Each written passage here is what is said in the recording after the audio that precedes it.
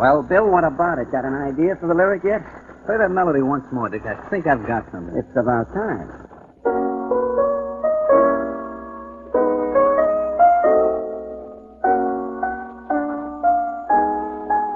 Okay, hold it. How's this? Love won't fall again. I won't fall again. Till I meet another you. Hey, that's not bad. It never was bad. Well, that tune of yours sounds like 800 others. How do you expect me to get any kind of original idea for a lyric? Give me something to work with. Look, Bill, we've been fighting like this for months. We haven't written a hit tune in months. We've got to do something. You want to break up the team? I don't want to, but we both seem to be written out. Those last songs we did, well, if Joe Hendricks wasn't our friend as well as our music publisher, he'd have thrown them out in the alley. You put together an awful lot of bad lyrics for that group. So it's my fault. The lyrics were bad. It's because I couldn't save those tired tunes of yours. It's my fault. That'll punch you right in the nose. That would be a fine answer to our problem. Would at least give me some satisfaction. Dick, I'm warning you. I don't like violence. But I'm getting to a point where I'm going to forget how much I hate violence and remember only how much I dislike you.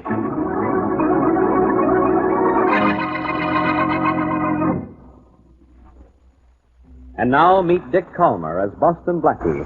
Enemy to those who make him an enemy. Friend to those who have no friend.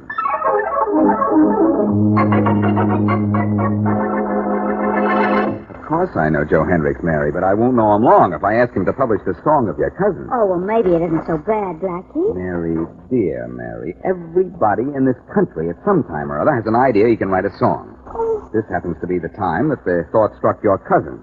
It should have been a trolley car. Oh, Blackie. Oh. Okay. You just made a bargain. You laughed at my joke. I'll take your cousin's song to Joe Hendricks. Let me have it. I want to see how it goes so I know what I'm selling here. Here's the copy. And, darling, when you play it, use the other 9 fingers, huh? I'll do better than that. I've got a pretty bad baritone voice I've been holding back for years. Well, let's see how this epic goes. Good, huh? Let me croon beneath the moon in the merry month of June, while all the while you smile as you listen to my tune. Oh, my mother used to say I should never have taken piano lessons, and she was right. Mary, that song is awful. It didn't sound too bad, Blackie. Oh, you're just crazy about my voice. You say the nicest things about you. Is the song really terrible? Awful. And that's one of the reasons I'm taking it to Joe Hendricks right now. Wait a minute. The song is bad, and still you're going to take it to Mr. Hendricks, the music publisher? Certainly, I forgot to tell you. I don't like Hendricks.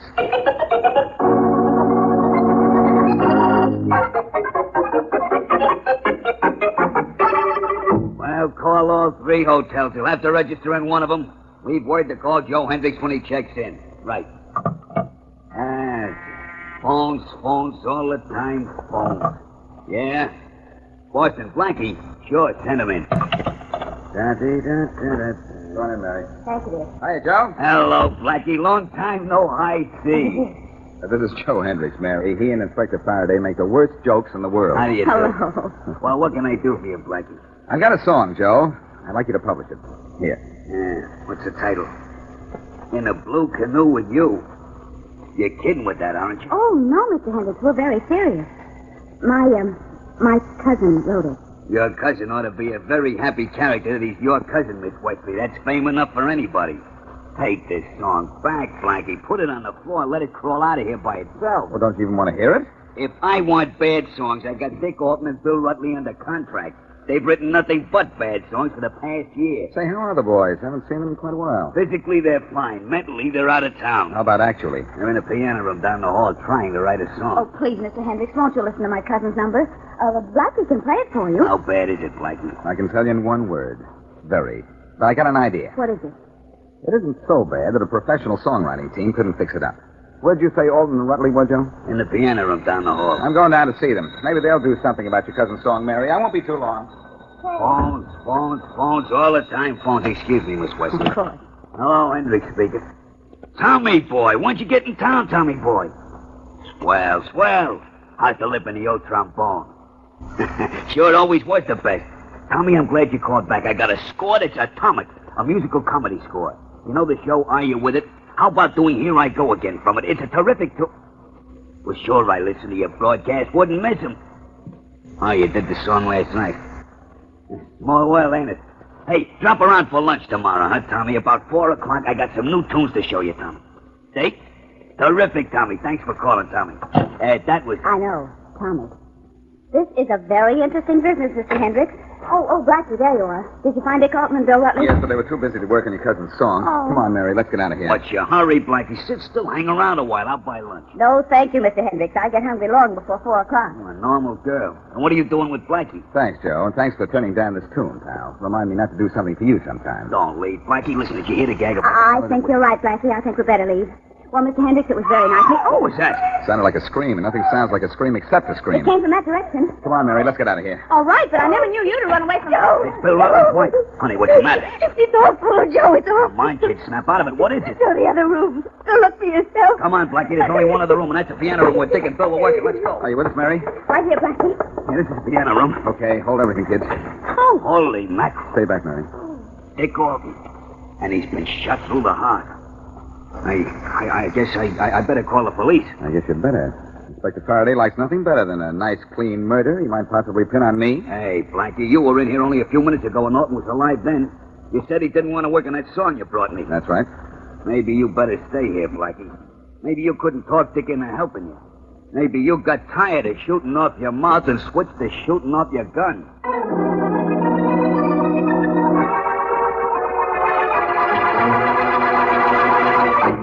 Okay, get them all ready for the lineup, Jenkins. Yes, Inspector Farraday. Get the woman out there first. Okay, Rollins, take this down. Then take down what she says. Name, Mrs. William Rutley. Occupation, housewife. Charge, suspected homicide. Well, Mrs. Rutley, what have you got to say? Nothing. I haven't done anything. Inspector, why don't you get smart? She found the body, that's all. That doesn't make her a killer. Shut up, Blackie. I run things down here.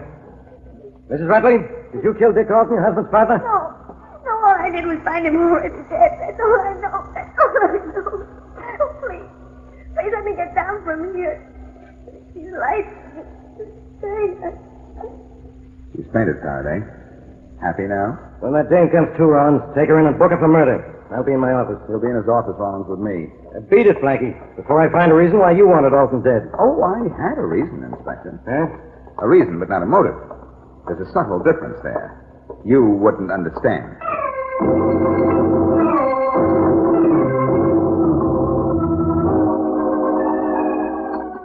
Faraday's booked Mrs. Rutley for Dick Alton's murder, Mary. But he's too good a cop to stop there. He'll be out looking for Alton's partner, Mrs. Rutley's husband, right now. Only if we're lucky, we'll find him first. Well, Mr. Hendricks said he hangs out in this place. You see him? The bartender might be of some help. Hey, buddy.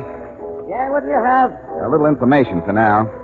Do you know a fellow named Bill Rutley? Why, sure, he's over in that last booth. Back there. Thanks. Come on, Mary. Blackie, something's bothering me. Something in your shoe or something in your eye? Something on my mind. Was Dick Alton alive when you went into the piano room to get him to work on my cousin's Good song? question, Mary. Remind me to answer that sometime. Well, here's the last booth, and coincidentally, here's Bill Rutley. Hiya, Bill. Huh? Mind if I sit down? Hello, Blackie. This is Mary Wesley, Bill. Hello. Hello. Say, you look low. Things aren't that tough. Aren't they? No. I think I found a way to get Faraday to release your wife. Oh, well, thanks, Blackie. I appreciate that. Only it doesn't get me out of the mess. You're in a mess, Mr. Rutledge? That's right. Dick and I were fighting. Everybody knows that. I was just out for a walk when Dick was shot. I wouldn't worry, Bill. The fact that you and Dick were quarreling wouldn't hold as a motive for murder. No, but the insurance would. What insurance? Partnership insurance. See, when Dick and I were hot a couple of years ago, we took out partnership insurance. $100,000 worth. Ooh. The only business-like thing I ever did in my life. When that policy's uncovered, I'll be in a spot. You're in such a spot that the heat is beginning to affect me. Bill, tell me all you know about Dick. Well, he was single, legitimate, he didn't play around. But, Yeah? well, there was some talk a while ago about him and Hendrick's wife. Joe Hendrick's wife? Yeah, I didn't believe it and Dick denied it. Oh, but that was 6 months ago. It couldn't mean anything. No? Maybe not, but it's worth taking a crack at. I've got to get down and get your wife out of jail. But you've got nothing to worry about if you didn't kill your partner. And remember, I said, if you didn't kill him.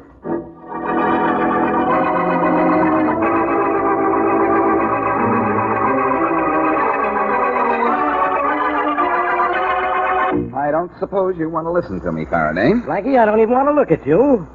Oh, well, if you don't want me to tell you why Mrs. Rutley couldn't have murdered Alton, I won't. So don't. You mean I can't tease you into asking me to prove that? Blackie, you couldn't make me carry an asbestos umbrella if it was raining fire. You're leaving now? You're a little too smug, Faraday. You know something. And there's a remark I never thought I'd make. Bye-bye, Blackie Bird. Be seeing you. Inspector, you're holding Mrs. Rutley, but I checked her arrival at the Hendricks building and found that she got in the elevator only a few seconds before she found Dick Alton's body. Yes, genius. Any smart cop would have done the same thing, only, of course, he wouldn't be any relation of yours. What I'm trying to tell you is that according to the coroner's report, the body had been dead at least a half an hour before Mrs. Rutley found it. Okay, you've told me. So long, Blackie. Still the same old Faraday. You won't listen to me. Sure, I'll listen. But it's a little boring. You see, I checked all the details about the elevator myself this morning. And Mrs. Rutley has been free for 2 hours.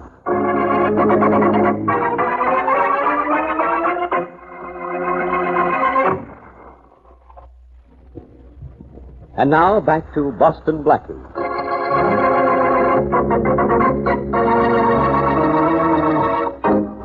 Dick Alton, part of the songwriting team of Alton and Rutley, has been murdered.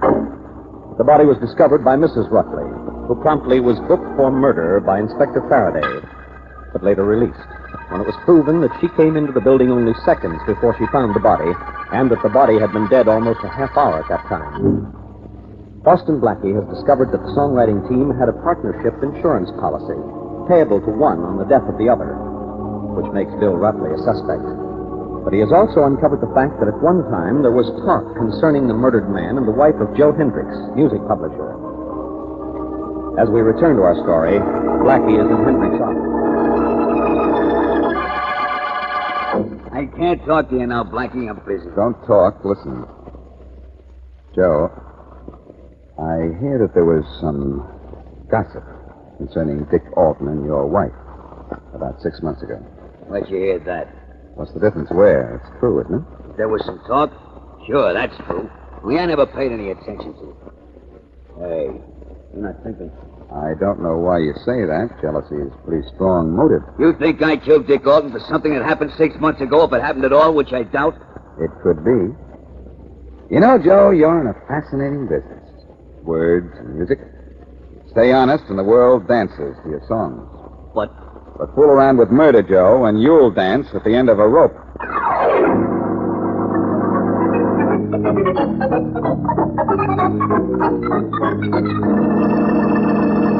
Please connect me with Mr. Lambert. This is Inspector Farraday again. Blackie, you'll get into trouble. Lambert speaking. How are you, Inspector? Fine, thank you. How are things at the bank? Anybody cash in there lately? Things are fine here, Inspector. I have the information you wanted on the bank accounts of Dick Alton and Bill Rutley. Just a second. I'll wait. We're getting somewhere now. You're going somewhere. To jail if Faraday ever finds out you're using the name. So we'll brag about it, that's all we'll do. Hello, Inspector Farraday. I'm still here. Richard Alton's account has remained around $30,000 for several years. William and Mary Rutley have a joint account. It was very large at one time, but there's just a few thousand left now. Checks have been drawn against it every few days for the past month. Who signed the checks, and to whom were they made out? Sorry, I don't have that information at the moment. If you'd care to drop down to the bank, I'd be glad to get the checks we have on hand. I'll do that, and thanks very much. Goodbye. The net result of that call was to find out that Dick Alton had $30,000, that Mrs. Rutley had the same first name as yours, Mary, that she and her husband had a joint account, and that it shrunken considerably in the past month. Put that all together and it spells... Murder? I doubt it. Come in. Expecting anyone? Not that I know of. Good evening, Blackie. Well, Mrs. Rutley. Please come in. I didn't mean to intrude, Blackie. I just came by to thank you for your help. Well, you're not intruding at all, Mrs. Rutley. Glad you dropped in. This is Mary Wesley. How do you do? Hello. Well, sit down, won't you? Thank you. Cigarette? Yes, son. Oh, dear. I'm sorry. I have no matches. I did have a lighter, but I wore out one of the parts, my thumb. I have my own matches, thank you. Maybe if I can ever find them in this bag of mine. Don't you find that no matter how big a handbag you carry, it's never large enough to hold what a girl needs? I certainly do. Well, Eureka. Uncovered one book of matches. Ooh. Here, I'll light your cigarette, Mrs. Rutley. Let me have them. There you are. Thank you. Blackie, are the police close to finding Dick's murderer? I don't know, Mrs. Rutley. All I do know is I'm not. Well, I'm sure you will be. Thank you, Mrs. Rutley. I'll just sit back and listen while you tell me how wonderful I really am. I'd like to, Blackie, but I really did come down just to thank you, and I have thanked you, so I guess I'll run along. Nice to have met you, Miss Wesley. Don't bother, Blackie. I can get the door myself. Goodbye. Bye. Goodbye. She has charm, Blackie. You have green eyes, Mary. I do not. They're just sharp. I'm the observing type.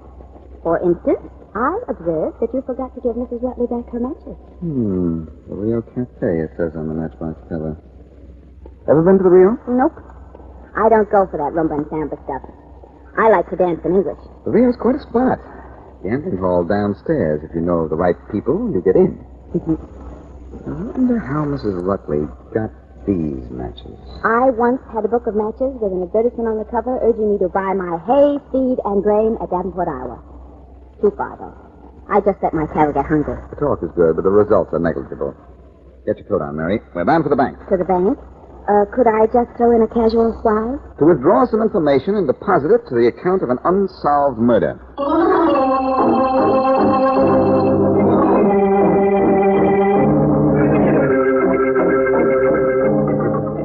Heard the checks, Inspector Farraday, just as you asked for. They're the ones drawn this month on the joint account of William and Mary Rutley. Thank you, Mr. Fleming. You mind if my secretary and I look them over? Not at all, Inspector. Just call me if you want anything. Look, Mary, except for a few small ones, all the checks are pretty large amounts. All made out to cash and signed Mary Rutley. Who endorsed them, Blackie? Let's see, Edward Stone, and Edward Stone endorsed them all. Well, they don't mean anything till we find out who Edward Stone is. We can always try the phone book. Yes, we can. Right after. Right after what? Right after we try the Rio Club. Maybe we'll find that they have an Edward Stone there. It's worth a try, anyhow. Come on, the phone booth is over here. Now, just wait here while I phone the Rio Club. Let's see, the number should be on this matchbox. Oh, yes, here it is. Circle 9, 7800. Keep your fingers crossed.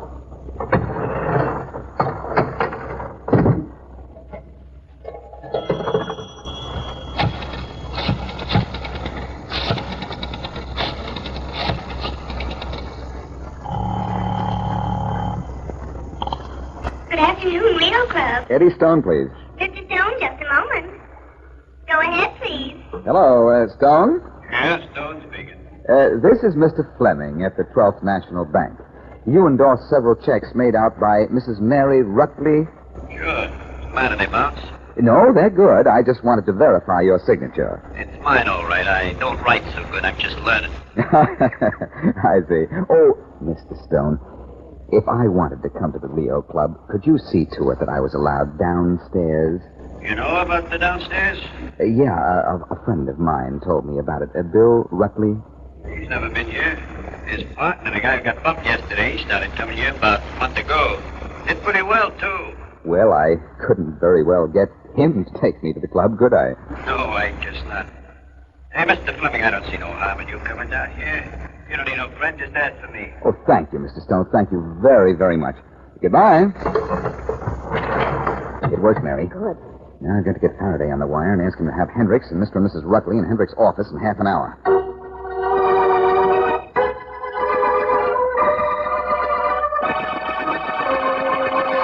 All right, Blackie. I got Joe Hendricks and Mr. and Mrs. Bill Rutley inside in Hendricks' office, just as you asked. Now, don't you think it's about time you told me why I did it? You did it, Farraday, because you have great confidence and implicit faith in me. And because I'm a little bit dumb. Half the time I listen to you, I could kick myself after. But the other half of the times, you pat yourself on the back. Now, this is one of the kicking times. I can feel it. Tell me, what are those three doing inside? One of them murdered Dick Alton. Well, take a deep breath. Here we go. Hello, everybody. Take a seat, Farraday. Go ahead, sit down. What's the idea of this, Blackie? I'm trying to run a business here. And I'm trying to run down a murderer. That's more important. You looking at me, Blackie? Possibly. Bill, you were the lyric writer in the Alton Rutley team, weren't you? That's right. I just wanted to make sure. Are you comfortable, Mrs. Rutley? Yes, thank you, very. Oh, now that we're all here, I've got to confess something.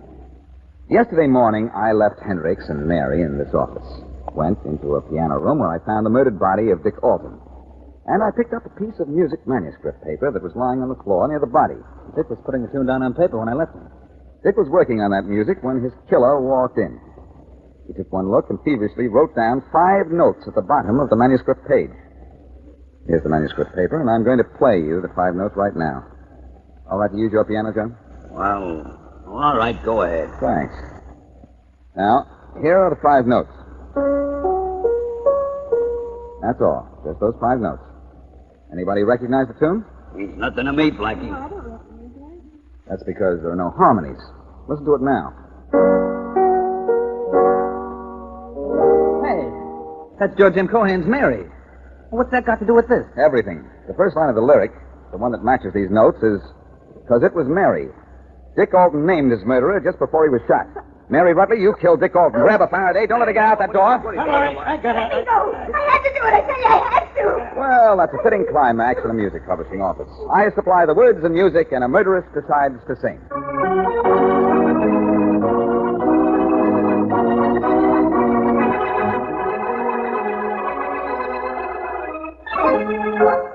What don't you understand, Faraday, as if that were news?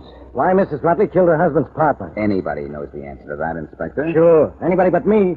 Do you know Miss Wesley? I think so. Dick Alton had seen Mrs. Rutley gambling at the Rio Club. He threatened to tell her husband if she didn't stop. But she couldn't stop. She had to try to win enough money to put back in the joint account that she'd been draining. Touchdown for Mary Wesley. Thank you, sir. So Mrs. Rutley killed Alton because she knew he would expose her. What about her coming into the building in the elevator, Blackie? You checked the time. She simply used the stairs the first time when she shot Alton and left the building, and then came back a half an hour later using the elevator, where she could be seen. Yeah, you were such a genius, Blackie, when you had a clue like that music thing in your pocket all the time. It practically told you that Mary Rutley murdered Alton. You could have gotten it the same way I did, Faraday. Wrote it yourself. That's what I did. Huh? I knew my facts were right, but I couldn't prove any of them, so I had to pretend that Dick Alton had named his killer in the hope of getting her to make a break. And she did. Well, aren't you going to congratulate me? What for? You getting married? No, I'm solving this case for you, Faraday. You solved it for me. You solved it for yourself, so you could ride all over me next time. You know, Blackie, I've got half a mind. Hold it right there, Inspector. Right where? Right where you were. You said, I've got half a mind. And you know something, Inspector? That's the first time you've been right in years.